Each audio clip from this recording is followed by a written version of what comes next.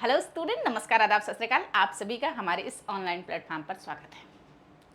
कल के लेक्चर में हम लोग फंडामेंटल राइट यानी कि मौलिक अधिकार के विषय में बात कर रहे थे।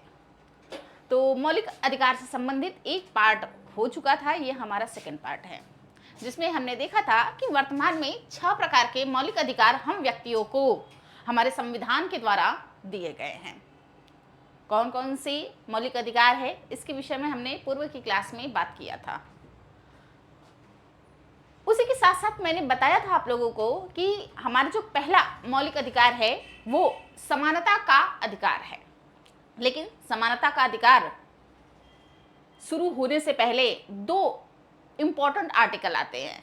कौन कौन से? अनुच्छेद 12 और अनुच्छेद 13।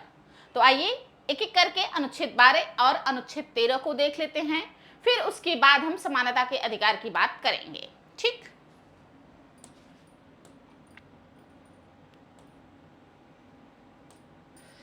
तो कल के लेक्चर में हम लोग जो मौलिक अधिकार का वर्गीकरण किया गया है, ठीक है, कि कितने प्रकार के मौलिक अधिकार हैं, इस पर हम बात कर चुके थे।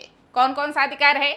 समानता का अधिकार, स्वतंत्रता का अधिकार, शोषण के विरुद्ध अधिकार, धर्म की स्वतंत्रता का अधिकार, संस्कृति एवं शिक्षा का अधिकार, संवैधानिक उपचारों का अधिकार। ये 6 मौलिक अधिकार हैं।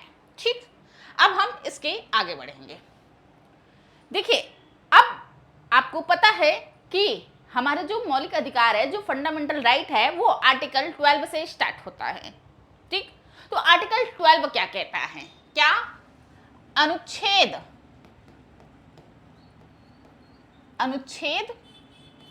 12। ठीक, यानी कि आर्टिकल 12। तो आर्टिकल 12 किसकी बात करता है? राज्य की परिभाषा। किसकी बात करता है? राज्य की परिभाषा। ठीक, तो जब आप मौलिक अधिकार पढ़ेंगे, वहां पे बार बार राज्य शब्द का प्रयोग किया जाएगा कि राज्य ये नहीं करेगा, राज्य ऐसा नहीं करेगा, राज्य इस प्रकार से नहीं करेगा, नहीं तो व्यक्ति न्यायालय की शरण में जा सकेगा। तो ये जो राज्य है, जो बार बार राज्य शब्द का प्रयोग किया जा रहा है, इस राज्य के अंतर्गत शामिल कौन होता है? क्या यूपी, एमपी, बिहार, गुजरात ये सभी राज्य हैं, यही शामिल होते हैं, या कुछ और भी इसके अंतर्गत शामिल होते हैं? तो अनुच्छेद 12 में राज्य की परिभाषा दी गई है। इस अनुच्छेद 12 के राज्य की परिभाषा में 4 पॉइंट जोड़ा गया है, यानी कि इन चारों को राज्य की श्रेणी के अंतर्गत रखा जाता है। ठीक, नंबर 1, ठीक, क्या आता है? नंबर 1, इसके अंतर्गत कौन आता है? तो भारत सरकार। क्या? भारत सरकार और संसद। ठीक, कौन आता है? तो पहले नंबर के अंतर्गत राज्य के अंतर्गत जब बात मौलिक अधिकार की होगी, तो भारत सरकार और संसद, ये क्या? ये राज्य की श्रेणी के अंतर्गत रखे जाएंगे। भारत सरकार, जिसे आज वर्तमान समय में आप लोग मोदी सरकार के नाम से जानते हैं या मोदी सरकार कह के पुकारते हैं। ठीक, यानी कि सेंट्रल की गवर्नमेंट, वो है भारत सरकार। वहीं बात करें संसद, तो संसद के 3 अभिन्न अंग होते हैं। कौन कौन से? तो लोकसभा,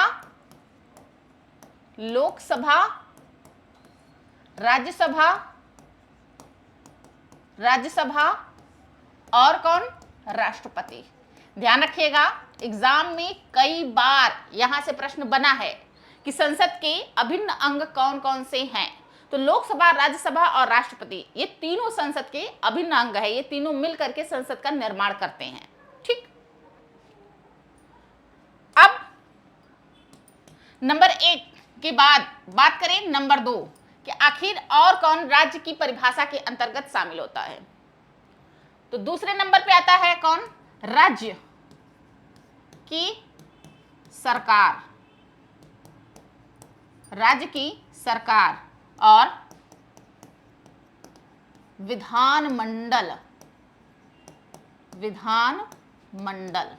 ठीक, यानी कि जो स्टेट गवर्नमेंट है, जैसे यूपी की गवर्नमेंट, एमपी की गवर्नमेंट, गुजरात की गवर्नमेंट, महाराष्ट्र की गवर्नमेंट, बिहार की गवर्नमेंट होता है ना, तो ये राज्य की सरकारें वो भी इस राज्य की परिभाषा के अंतर्गत शामिल किए जाते हैं। और साथ ही साथ वहां की जो विधानमंडल है, विधानमंडल कहीं कहीं 2 सदनीय आपको देखने को मिलेगा और कहीं कहीं 1 सदनीय देखने को मिलेगा। जहां पे 2 सदन देखने को मिलते हैं वहां कौन कौन से होते हैं, तो एक होता है विधानसभा, विधानसभा, और दूसरा होता है विधान परिषद। ठीक, तो जहां पे 2 सदन विधानमंडल के मौजूद हैं वहां पे विधानसभा और विधान परिषद है, जैसे कि आपके उत्तर प्रदेश में 2 सदन हैं। ठीक, और जहां पे विधानमंडल 1 सदन है वहां पे क्या सिर्फ विधानसभा होता है, विधान परिषद नहीं होता है। ठीक, तो आप ये भी ध्यान रखिएगा। तीसरा बात करें कि तीसरा कौन सा राज्य की श्रेणी के अंतर्गत रखा जाता है, तो स्थानीय सरकारें। कौन? स्थानीय सरकारें। कौन? स्थानीय सरकारें। अब ये क्या है, जैसे आपके गांव की बात करें, अगर आपके गांव में घर होगा तो ग्राम पंचायत होता है, और अगर शहर में घर होगा तो नगर पंचायत के अंतर्गत आता है। आपके शहर में मेयर होंगे, चेयरमैन होंगे, और अगर गांव के होंगे आप तो आपके यहाँ प्रधान होते होंगे। ठीक, तो ये स्थानीय सरकारों के अंतर्गत आते हैं, लोकल गवर्नेंस के अंतर्गत आते हैं। ठीक, तो कौन आते हैं? ग्राम पंचायत, ग्राम पंचायत, ठीक, और नगर पंचायत। क्लियर? ये रहा हमारा कौन सा पॉइंट, तो ये हमारा तीसरा पॉइंट है। अब बात कर लेते हैं एक और पॉइंट की। कौन सा? चौथा पॉइंट। ठीक, ये सभी क्या है, राज्य की श्रेणी के अंतर्गत आते हैं। ठीक, तो चौथा है अन्य प्राधिकारी, अन्य प्राधिकारी। ठीक है, अब इसके अंतर्गत कौन आते हैं, तो ऐसा कोई भी विधिक व्यक्ति या विधिक संस्था जिसे अपने यहाँ नियम और कानून या कहें विधि या उपविधि बनाने का राइट होता है, वो अन्य प्राधिकारी के अंतर्गत आते हैं। जैसे कि आपके विश्वविद्यालय हो गए, यूनिवर्सिटीज, वो अपने यहाँ के नियम कानून बनाते हैं, जैसे कि राष्ट्रपति हो गया, जैसे कि सुप्रीम कोर्ट हो गया, ये सभी अन्य प्राधिकारी के अंतर्गत आते हैं। ठीक, तो ये है राज्य की परिभाषा। ध्यान रखिएगा, अनुच्छेद 12 उसमें राज्य की परिभाषा दी गई है। अब बात करें अनुच्छेद 13 की। किसकी? अनुच्छेद 13 यानी कि आर्टिकल 13 के विषय में हम बात करेंगे। ठीक,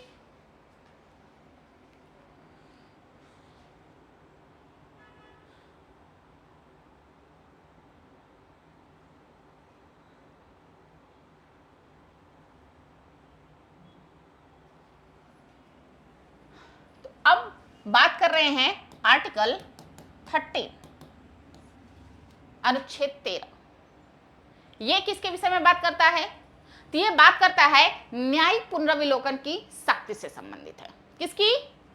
न्यायिक पुनर्विलोकन की शक्ति। ठीक, न्यायिक पुनर्विलोकन की शक्ति। अब वर्ड देख करके आप लोगों को लग रहा होगा कि भाई साहब ये कौन सी बला है, इतने कठिन शब्द, ये तो समझ में ही नहीं आया। तो परेशान होने की जरूरत नहीं है, इसको समझाने के लिए हम हैं। ठीक, तो देखिए अनुच्छेद 13 के अंतर्गत न्यायालय यानी कि कोर्ट को मौलिक अधिकारों का रक्षक बनाया गया है। क्या बनाया गया है? कोर्ट को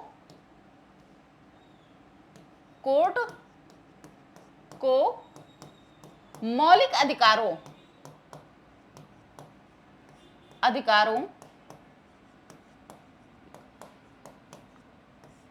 का रक्षक, मौलिक अधिकारों का रक्षक बनाया गया है या कहें प्रहरी बनाया गया है। कैसे? अगर ऐसे कोई भी नियम कानून जो संविधान के बनने के पहले या संविधान के बनने के बाद ऐसे कोई भी नियम कानून जो लागू हैं या होंगे और वो मौलिक अधिकारों का हनन करते हैं या उनको कम करते हैं, तो ऐसे में उन नियम कानूनों को शून्य घोषित किया जा सकता है। और कौन घोषित करेगा? न्यायालय घोषित करेगा।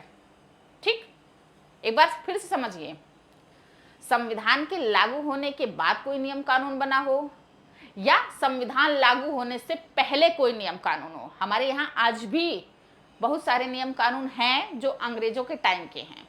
ठीक, तो ये नियम कानून अगर क्या करते हैं, मौलिक अधिकारों को कम करते हैं, तो न्यायालय को यह अधिकार है कि वह ऐसे नियम कानूनों को क्या करेगी, शून्य घोषित कर सकती है। यह है न्यायिक पुनरावलोकन की शक्ति।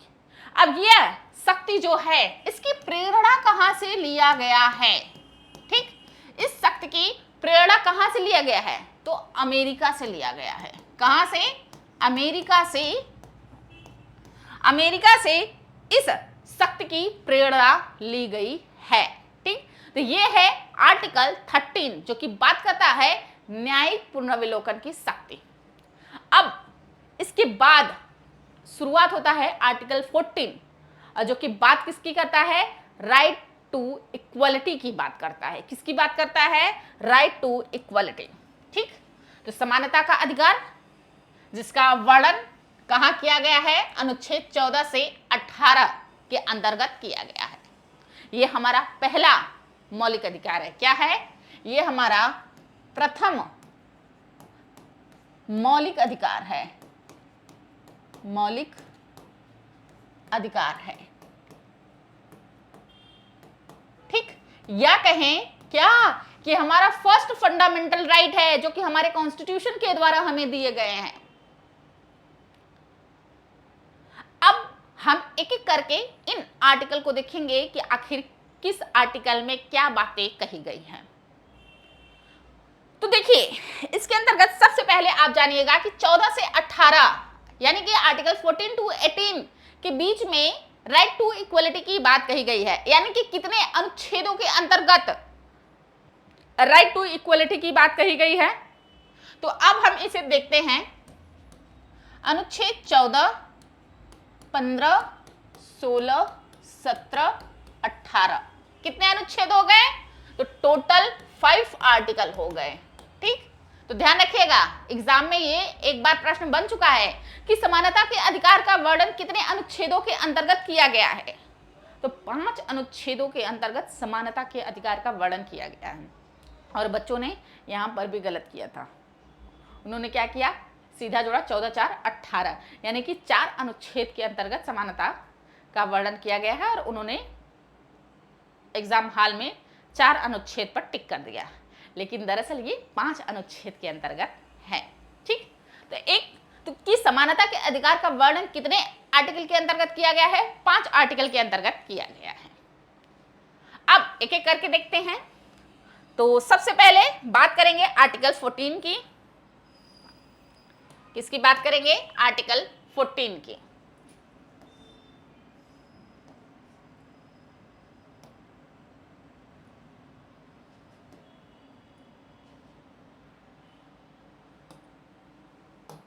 आर्टिकल 14। ठीक, आर्टिकल 14 किसके विषय में बात करता है? तो बात करता है इक्वालिटी बिफोर लॉ के विषय में, यानी कि कानून के समक्ष समानता की बात करता है। इसका मतलब क्या है कि कोई भी व्यक्ति हो, कानून के सामने सभी व्यक्ति क्या हैं? समान हैं। ठीक, क्या है? कानून के सामने सभी व्यक्ति समान हैं, ये कहता है अनुच्छेद 14। उसके बाद हम आगे बढ़े तो बात करें अनुच्छेद 15। ठीक, यानी कि आर्टिकल 15। आर्टिकल 15 किसकी बात करता है? तो यह भेदभाव के निषेध की बात करता है। Prohibition of discrimination. किस प्रकार के भेदभाव के निषेध की बात करता है? तो ये कहता है कि किसी भी व्यक्ति के साथ उसके जन्म स्थान, मूल वंश, जाति और लिंग के आधार पर भेदभाव नहीं किया जाएगा। क्या कहता है? ये कहता है किसी भी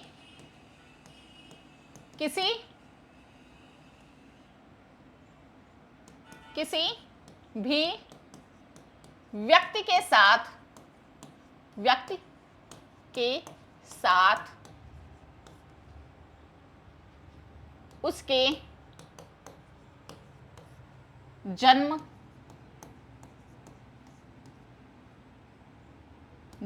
स्थान, मूल वंश, जाति या लिंग के आधार पर भेदभाव का क्या करता है? निषेध करता है। यानी कि स्त्री पुरुष को लेकर के लिंग के आधार पर जो भेदभाव होता है वह संविधान स्वीकार नहीं करता है। जाति के आधार पर जो भेदभाव होता है, ऊंच नीच जातियों को लेकर के भेदभाव होता है, धर्म के आधार पे जो भेदभाव होता है, वंश के आधार पे जो भेदभाव होता है, इस तरीके का भेदभाव हमारा संविधान स्वीकार नहीं करता है। और न सिर्फ स्वीकार नहीं करता बल्कि पूरी तरीके से क्या करता है? निषेध करता है, रोक लगाता है। ठीक। अब अनुच्छेद 15 के आगे बढ़ेंगे तो बात कर ले अगले अनुच्छेद की, जो कि क्या है? आर्टिकल 17।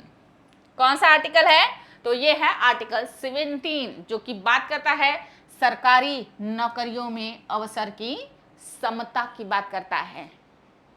अगर किसी भी जाति की बात करें, अगर उस जाति की सरकारी नौकरियों में समानता नहीं है तो ऐसे में उस नौकरी में उस जाति का प्रतिनिधित्व हो, इसके लिए समान अवसर सरकार द्वारा प्रदान किया जा सकता है। ठीक।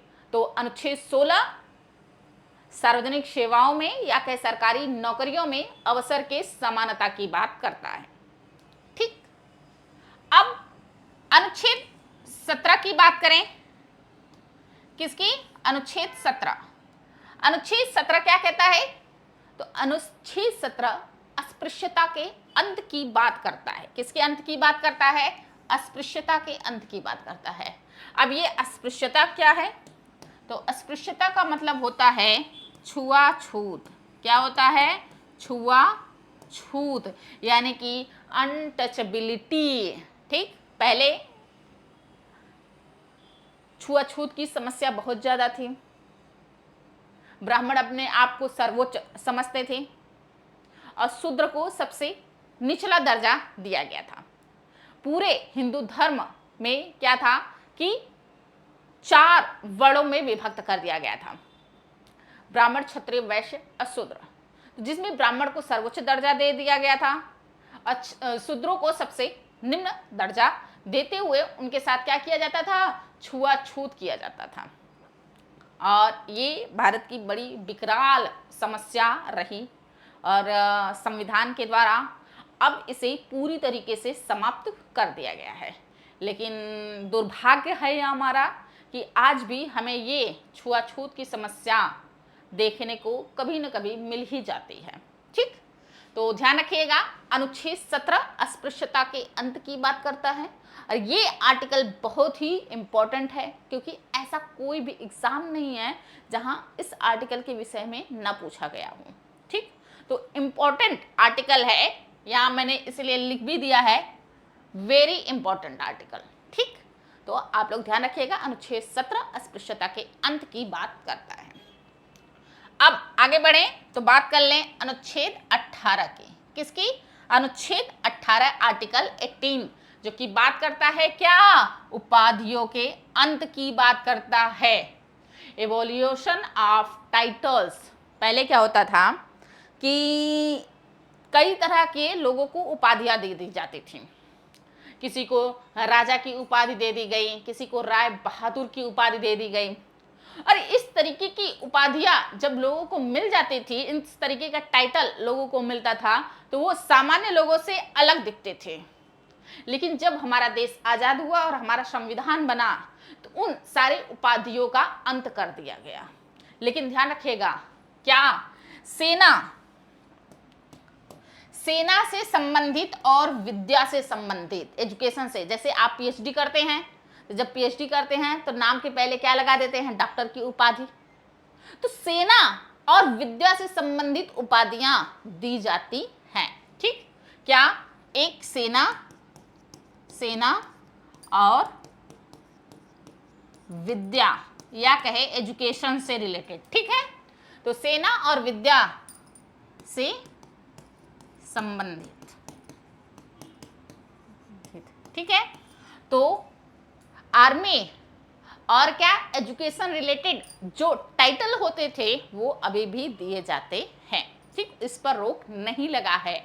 बाकी अन्य सारी उपाधियों का क्या किया गया है? अंत कर दिया गया है। और इसी आर्टिकल 18 के साथ हमारा जो समानता का मौलिक अधिकार था, राइट टू इक्वलिटी था, वो कंप्लीट होता है। अब बात हम समानता की कर रहे थे, ठीक है, इतने प्रकार से लोगों को समान बनाया गया। अब समान तो बना दिया गया, ठीक है, लेकिन स्वतंत्रता भी होनी चाहिए, तभी तो व्यक्ति कार्य कर पाएगा। तो अब समानता के बाद आता है क्या? स्वतंत्रता का अधिकार, यानी कि राइट टू फ्रीडम की बात। ठीक, तो अब आइए बात कर लेते हैं स्वतंत्रता का अधिकार यानी कि राइट टू फ्रीडम। इसका वर्णन कहाँ किया गया है? तो इसका वर्णन हमारे संविधान में आर्टिकल 19 टू 22 में कहाँ किया गया है? अनुच्छेद 19 से अनुच्छेद 22 तक में स्वतंत्रता के अधिकार का वर्णन किया गया है। अब जैसे हमने समानता के अधिकार को एक एक अनुच्छेदों को देखा था, ठीक वैसे ही स्वतंत्रता के अधिकार को भी एक एक अनुच्छेदों में देख लेते हैं।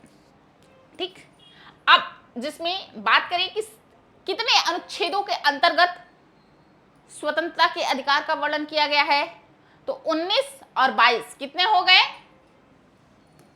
19, 20, 21 और 22, यानी कि टोटल कितने हो गए? 4 आर्टिकल हो गए। कितने? 4 आर्टिकल के अंतर्गत राइट टू फ्रीडम की बात कही गई है। ठीक, अब आइए एक एक करके देखते हैं। तो सबसे पहले बात कर लेंगे हम आर्टिकल 19 के। ठीक है, तो अनुच्छेद 19 किसकी बात हो रही है? बात हो रही है अनुच्छेद 19 की। ठीक, अब देखिए अनुच्छेद 19 के अंतर्गत 6 प्रकार के स्वतंत्रता का उल्लेख किया गया है। कितने प्रकार के? 6 लोकतांत्रिक स्वतंत्रताओं का उल्लेख किया गया है, 6 फ्रीडम दिए गए हैं। ठीक, इसके अंतर्गत जो हमारा पहला है यानी कि अनुच्छेद 19 1A।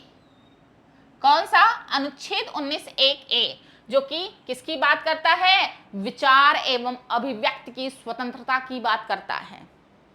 किसकी बात करता है? कि आपके मन में कोई आइडिया आ रहा है, कोई विचार आ रहा है, आपको उसको क्या है? बोलने की स्वतंत्रता दी जाती है, राइट दी जाती है। ठीक, यानी कि अभिव्यक्ति एवं प्रेस की स्वतंत्रता। भाई अगर आपको अपने मन की बात किसी तक पहुंचानी है तो एक एक करके पहुंचाएंगे तो कितने लोगों तक पहुंचाएंगे? इसीलिए ये जो प्रेस की स्वतंत्रता की बात आती है वो विचार एवं अभिव्यक्ति की स्वतंत्रता के अंतर्गत आता है। ठीक, तो अनुच्छेद 19 जो कि अभिव्यक्ति की स्वतंत्रता देता है और इसी के अंतर्गत ही आता है प्रेस की स्वतंत्रता। ठीक, ये है ए। अब अनुच्छेद 19 ए के बाद बी। अब क्या है कि बी, अनुच्छेद 19 एक बी क्या कहता है?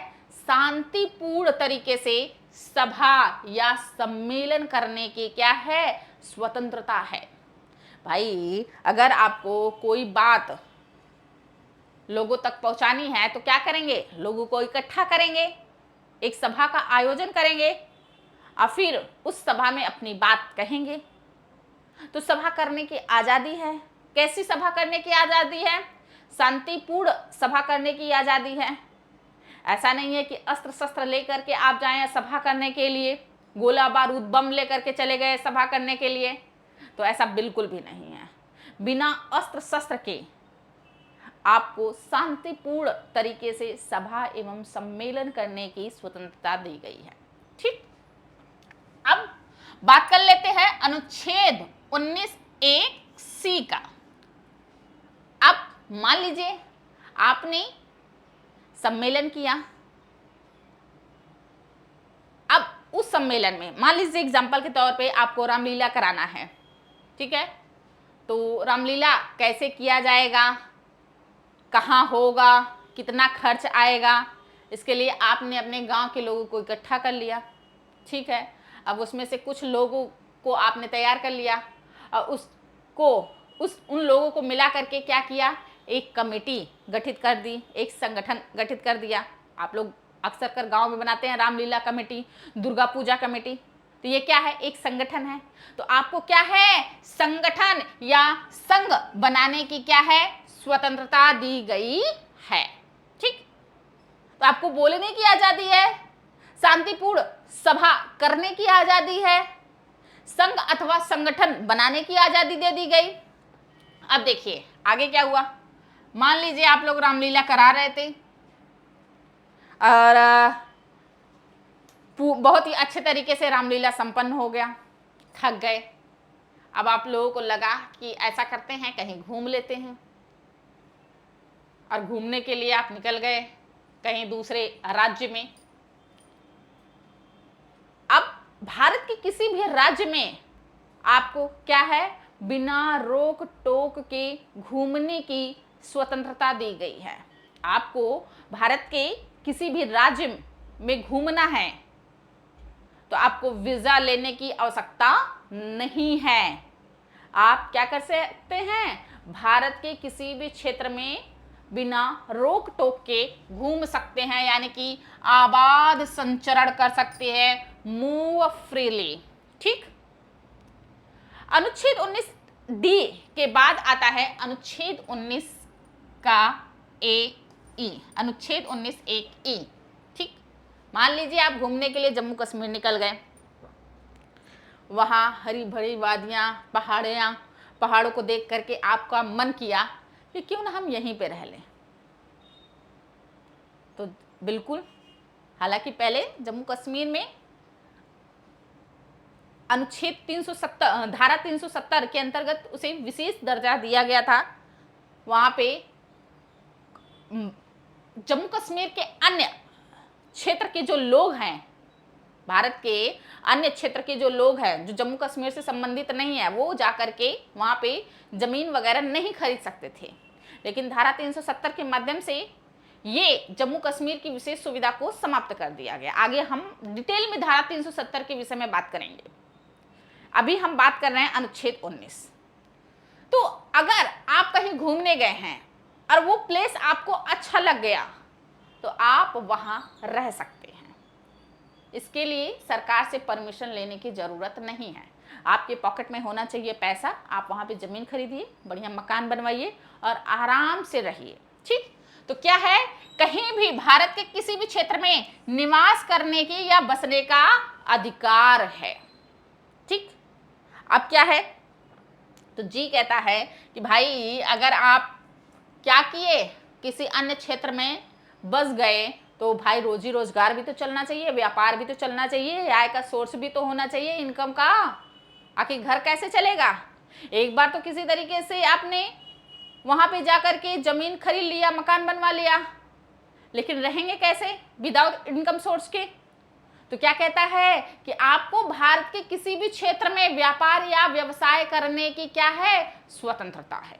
ठीक, तो ये कहाँ कहा गया है, आर्टिकल 19(1) के जी में क्या, व्यापार या आजीविका की स्वतंत्रता दी गई है। आप भारत के किसी भी क्षेत्र में जाकर के व्यापार कर सकते हैं। आप उत्तर प्रदेश के रहने वाले हैं, आपको गुजरात में जाकर के व्यापार करना है तो बिल्कुल जाइए, आपको दिल्ली में आकर के व्यापार करना है तो बिल्कुल आइए, दिल्ली में व्यापार करिए, इसके लिए रोक टोक नहीं है। तो ये क्या है? ये है आर्टिकल 19 यानी कि अनुच्छेद 19। ठीक, अनुच्छेद 19 से हम आगे बढ़ें तो बात किसकी करेंगे? अब बात करेंगे अनुच्छेद 20 की।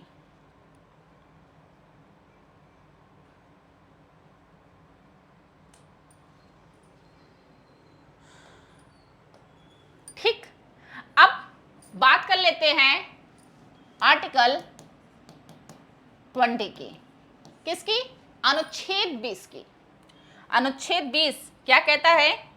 तो अनुच्छेद 20 दोष सिद्ध के संबंध में संरक्षण की बात करता है। किसकी बात करता है? दोष सिद्ध के संबंध में संरक्षण। किसकी बात कही जा रही है? दोष सिद्ध के संबंध में संरक्षण। तो ये वर्ड तो आप लोगों को समझ में ही नहीं आया होगा कि आखिर ये क्या है। तो हमारा जो संविधान है, हमारा संविधान कोई अपराधी है उसको भी संरक्षण प्रदान करता है। कैसे संरक्षण प्रदान करता है इसको भी देख लेते हैं। तो हमारा जो संविधान है वो कहता है कि अगर कोई अपराध किया गया है और अपराध के समय में जो नियम कानून लागू होंगे, व्यक्ति को उसी नियम कानून के आधार पर ही दंड दिया जाएगा, न कि बाद के बनाए गए नियम कानून के अनुसार। एक बार फिर से सुनिएगा, अगर कोई व्यक्ति 2026 में कोई अपराध करता है तो उसे 2026 में जो नियम कानून हैं उसी नियम कानून के आधार पर ही दंड दिया जाएगा। ऐसा नहीं किया जाएगा कि जो 2030 में नियम कानून बन रहा है उस आधार पर दंड दिया जाए। ठीक, तो कैसे संरक्षण प्रदान करता है? कहता है कार्योत्तर विधि से संरक्षण। क्या कहता है? कार्योत्तर विधि से संरक्षण, यानी कि कार्य के उपरांत बनाए गए विधि से क्या होगा? संरक्षण प्रदान होगा। क्लियर हुआ? अब मुझे लगता है अब तो क्लियर हो जाना चाहिए। ठीक, अब आगे बात करें, आगे क्या कहता है? तो आगे दोहरे दंड से संरक्षण प्रदान करता है। क्या कहता है?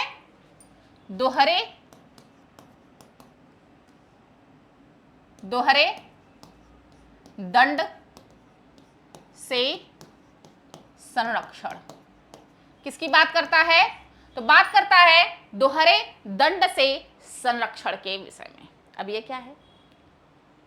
तो किसी भी अपराधी को एक बार सजा मिलने के बाद दोबारा सजा नहीं दिया जाएगा। आपने अक्सर कर पिक्चर में एक डायलॉग सुना होगा कि मृत्यु दंड एक ही बार दिया जाता है, बार बार मृत्यु दंड थोड़ी दिया जाएगा। या आपने सुना होगा कि हत्या करने पे चाहे एक हत्या करो या 10 हत्या करो, उसका दंड मृत्यु दंड ही है। तो हालांकि आप लोगों को हत्या वत्या नहीं करना है, उधर दिमाग नहीं जाना है, लेकिन मैंने एग्जाम्पल के लिए मूवी की बात याद आ गई तो मैंने आप लोगों को बता दिया। ठीक, तो किसी व्यक्ति को दोहरा दंड नहीं दिया जाएगा। किसी अपराधी को, उसने एक बार गलती की है तो सजा एक ही बार दिया जाएगा, बार बार सजा नहीं दिया जाएगा। ठीक, अब और किस प्रकार से संरक्षण प्रदान करता है? तो क्या कहता है? खुद के खिलाफ गवाही देने के लिए बाध्य नहीं किया जाएगा। क्या कहता है? कि खुद के खिलाफ गवाही देने के लिए बाध्य नहीं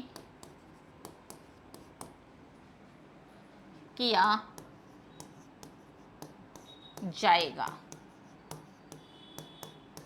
ठीक, अब देखिए फिर मुझे पिक्चर की एक स्टोरी याद आ गई।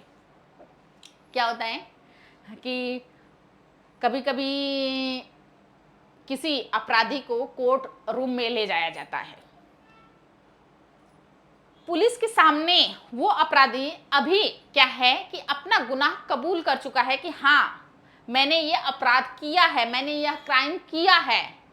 लेकिन जैसे ही वो कोर्ट रूम में जाता है तो जज साहब के सामने अपने ही बात से मुकर जाता है कि जज साहब मैंने यह अपराध नहीं किया है, पुलिस वालों ने 3rd डिग्री का प्रयोग किया या प्रयोग करने जा रहे थे, उस के डर के कारण मैंने बोला कि हाँ मैंने यह अपराध किया है, लेकिन मैंने यह अपराध नहीं किया है।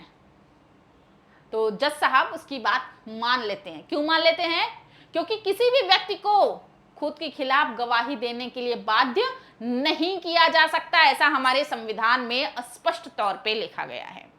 तो क्लियर हुआ, ये है अपराधियों को हमारे संविधान के द्वारा जो संरक्षण प्रदान किया जाता है उसके विषय में बातें। ठीक, अब हम लोग आर्टिकल 20 से आगे बढ़ेंगे और बात करेंगे आर्टिकल 21। ठीक, तो अब बात आता है आर्टिकल 21 की। किसकी बात? आर्टिकल 21 जो कि क्या बात करता है? तो यह जीवन के अधिकार की बात करता है। किसकी बात करता है? जीवन के अधिकार की बात करता है। यानी कि किसी भी व्यक्ति को कानून के द्वारा जो नियम कानून बनाए जाते हैं उन्हीं के आधार पर ही उसके प्राण से, जान से वंचित किया जा सकता है, अन्य किसी तरीके से वंचित नहीं किया जा सकता है। नहीं क्या कि उसके व्यक्तिगत स्वतंत्रता को छीना जा सकता है। जब तक वह ऐसा कुछ कार्य नहीं करता जब संविधान में जिसके लिए दंड करने का प्रावधान किया गया है, यानी कि जब तक कोई व्यक्ति अपराध नहीं करता है तब तक क्या है कि उसके जीवन के अधिकार से या उसकी व्यक्तिगत स्वतंत्रता से वंचित नहीं किया जा सकता है। ठीक, यानी कि राइट टू लाइफ और प्राइवेसी की बात करता है आर्टिकल 21। ठीक, अब आगे बढ़े और बात कर ले आर्टिकल 21A। तो आर्टिकल 21A बात करता है शिक्षा के अधिकार की। किसकी बात करता है? तो बात करता है राइट ऑफ एजुकेशन की, शिक्षा के अधिकार की। बहुत ही इंपॉर्टेंट आर्टिकल, कई बार एग्जाम में पूछा जा चुका है। तो अनुच्छेद 21A किसकी बात करता है? तो शिक्षा के अधिकार की बात करता है। ध्यान रखिएगा, मूल संविधान, ठीक है, कौन सा संविधान? जो 26 जनवरी 1950 को लागू हुआ था। ठीक, तो मूल संविधान में राइट ऑफ एजुकेशन नहीं दिया गया था, बाद में संविधान संशोधन करके इस अधिकार को जोड़ा गया है। तो कौन सा अधिकार, कौन सा संशोधन किया गया? तो इसके लिए 86वां यानी कि 86 नंबर का कॉन्स्टिट्यूशनल अमेंडमेंट किया गया। कौन सा? 86वां संविधान संशोधन किया गया। कब किया गया? 2002 में किया गया। इस संविधान संशोधन के माध्यम से क्या बच्चों को शिक्षा का अधिकार दिया गया। कौन से बच्चों को शिक्षा का अधिकार दिया गया? तो 6 से 14 वर्ष तक के बच्चों को क्या है? निःशुल्क और अनिवार्य शिक्षा की बात कही गई। कैसे शिक्षा की बात कही गई? निःशुल्क और अनिवार्य शिक्षा की बात कही गई। अनिवार्य शिक्षा की बात। ठीक, ध्यान रखिएगा, एज याद रखिएगा 6 से 14 वर्ष के बालकों के लिए है, बच्चों के लिए है। एक बार तो यही उम्र ही पूछ लिया था कि कितने साल के बच्चों के लिए है यह। तो 6 से 14 वर्ष तक के बच्चों के लिए यह अधिकार दिया गया है। ठीक, अनुच्छेद 21A की बात आगे बढ़ ले और बात कर ले अनुच्छेद 22 आर्टिकल 22 जो कि गिरफ्तारी से संरक्षण की बात करता है। ठीक है, किसकी बात करता है? गिरफ्तारी से संरक्षण की बात करता है। अब देखिए, एक तरफ तो अपराधी को संरक्षण दिया गया था और दूसरी तरफ अगर किसी व्यक्ति को गिरफ्तार किया जा रहा है तो गिरफ्तारी से भी किसकी? संरक्षण की बात करता है। तो कैसे संरक्षण की बात करता है? तो इसके अंतर्गत 3 पॉइंट शामिल किया गया है। क्या? आइए एक एक करके हम देख लेते हैं। ठीक, तो क्या कहता है इसके अंतर्गत बात करें तो यह कहता है कि जिस व्यक्ति को गिरफ्तार किया जा रहा है, अरेस्ट किया जा रहा है, तो उसे गिरफ्तारी के कारण जानने का अधिकार है कि आखिर किस कारण से उस व्यक्ति को गिरफ्तार किया जा रहा है। क्या? गिरफ्तार व्यक्ति को क्या? कारण जानने का अधिकार है। क्या है? गिरफ्तार व्यक्ति को कारण जानने का अधिकार है कि आखिर किस कारण से उस व्यक्ति को गिरफ्तार किया जा रहा है।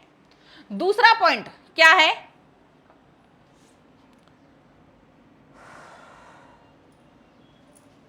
अब अगर किसी व्यक्ति को गिरफ्तार किया गया है, ठीक, तो जो गिरफ्तार व्यक्ति है उसको अपने मनपसंद की वकील से सलाह लेने का अधिकार है।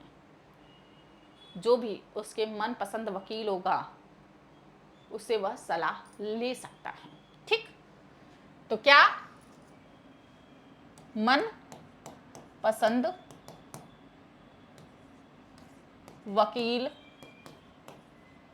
से सलाह लेने का अधिकार है। ठीक, तो मनपसंद वकील से सलाह लेने का क्या है? अधिकार है। तीसरा पॉइंट क्या है? एक और है। ठीक, तीसरा क्या कहता है कि जिस भी व्यक्ति को गिरफ्तार किया गया है उसे 24 घंटे के भीतर मजिस्ट्रेट के समक्ष प्रस्तुत करना होगा। कभी कभी पुलिस वाले क्या करते हैं ना कि डरा धमका करके गिरफ्तार कर लिए और मजिस्ट्रेट के समक्ष ले ही नहीं गए। तो ऐसे में यहाँ पहले ही रोक लगा दिया गया है कि पुलिस वाले क्या करे? अपने शक्ति का दुरुपयोग ना करें। ठीक, इसके अंतर्गत कह दिया गया है कि जिस भी व्यक्ति को अरेस्ट किया जा रहा है क्या होगा? 24 आवर के अंदर अंदर उसे मजिस्ट्रेट के सामने ले जाना होगा। लेकिन ध्यान रखिएगा, इसके अंतर्गत जो आने जाने का समय रहता है, मान लीजिए 1 घंटा ले जाने में समय लगा तो वह 1 घंटा इस 24 घंटा में नहीं जोड़ा जाएगा। ठीक, तो क्या है? 24 घंटे के भीतर मजिस्ट्रेट के सामने प्रस्तुत करना अनिवार्य है।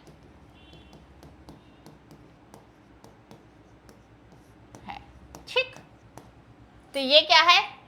ये गिरफ्तार व्यक्तियों के संरक्षण की बात है कि आखिर किस तरीके से किसी गिरफ्तार व्यक्ति को हमारा संविधान संरक्षण प्रदान करता है। और इसी के साथ हमारा जो स्वतंत्रता का अधिकार था वो समाप्त होता है।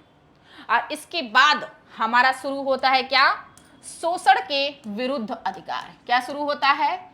शोषण के विरुद्ध अधिकार। ठीक, क्या शुरू हो रहा है? शोषण के विरुद्ध अधिकार। ठीक, लेकिन इसके विषय में वार्तालाप हम आज की क्लास में नहीं करेंगे। इसके विषय में बातें या अध्ययन हम अपनी नेक्स्ट क्लास में करेंगे। तो फिर चलिए आज की क्लास यहीं पे समाप्त करते हैं। मिलते हैं नेक्स्ट डे। तब तक के लिए tata bye bye, see you.